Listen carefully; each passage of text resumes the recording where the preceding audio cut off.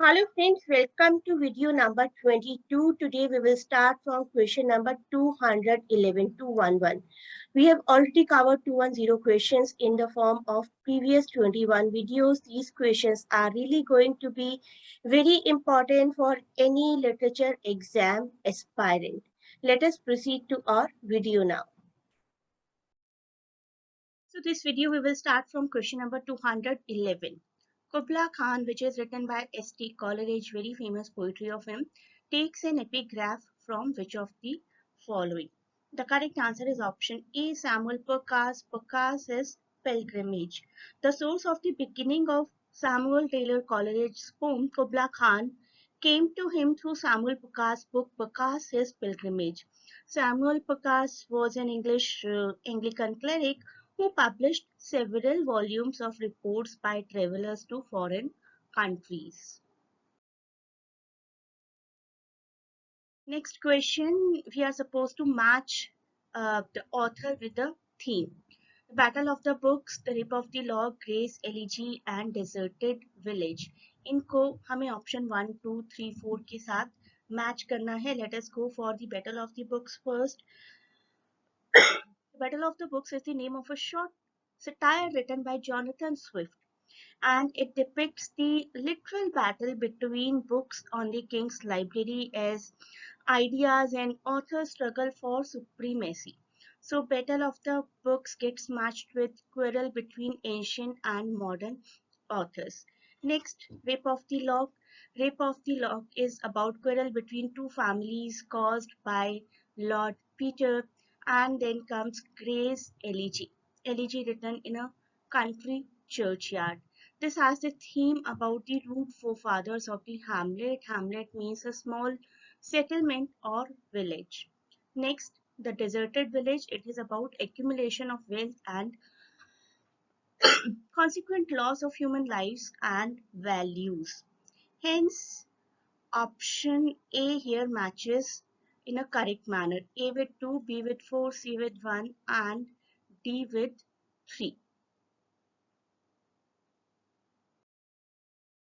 Next question, question number 213. Which among the following titles set a course for academic literary feminism? The correct answer is option C, A Room of One's Own, written by Virginia Woolf. Virginia Woolf's essay, A Room of One's Own, is quite a landmark, quite a benchmark of 20th century feminist thought, and it explores the history of women in literature through an unconventional and highly provocative investigation of the social and material conditions required for the writing of literature, writing of any text.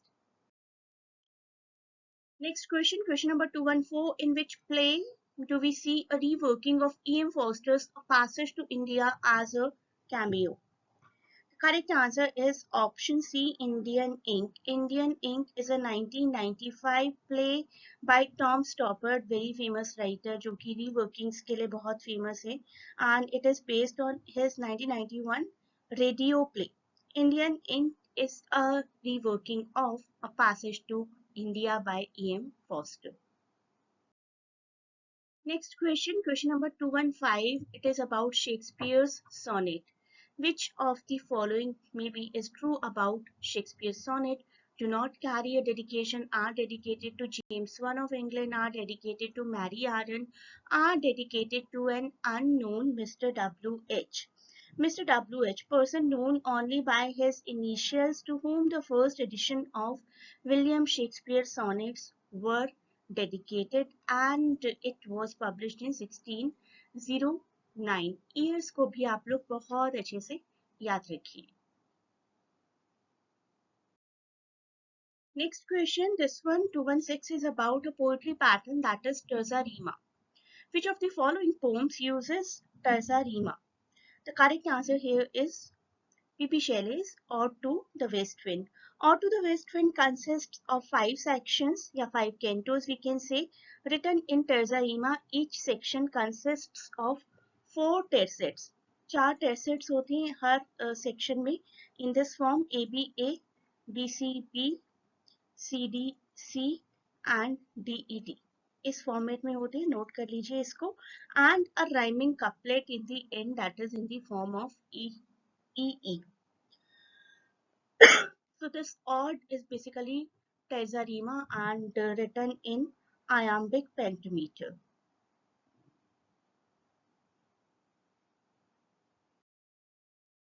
Next one.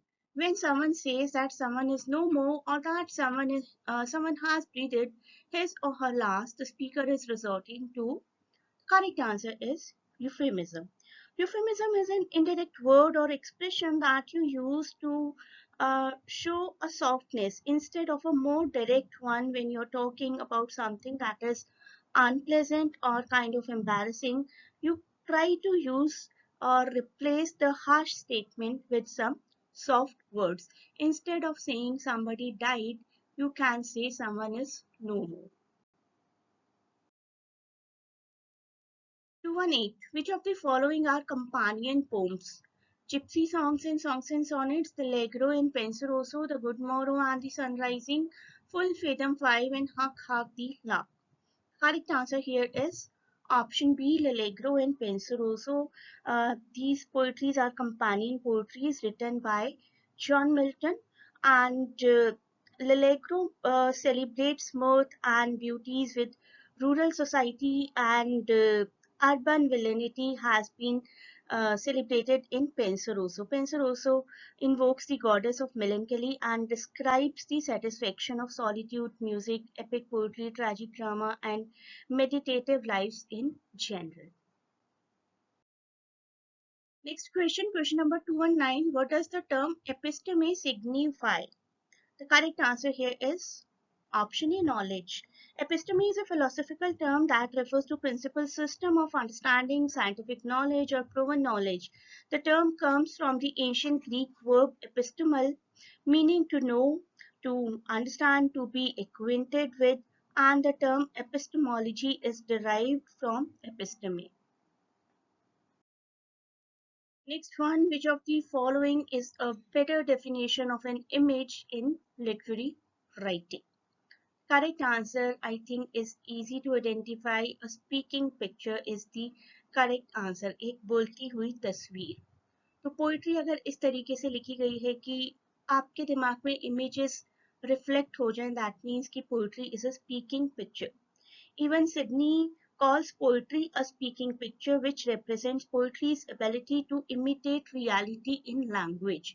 The reality has been portrayed so beautifully that the image appears in front of your eyes while reading a poetry. So poetry is a speaking picture if it has used good imagery. We have reached to the end of this part of the video. You may join the classes to cover all the topics in detail for any literary competitive exam. Please click the link in description to connect to us for admission purpose. Thanks a lot for watching. Best of luck for your exams, and please do not forget to share and subscribe the channel.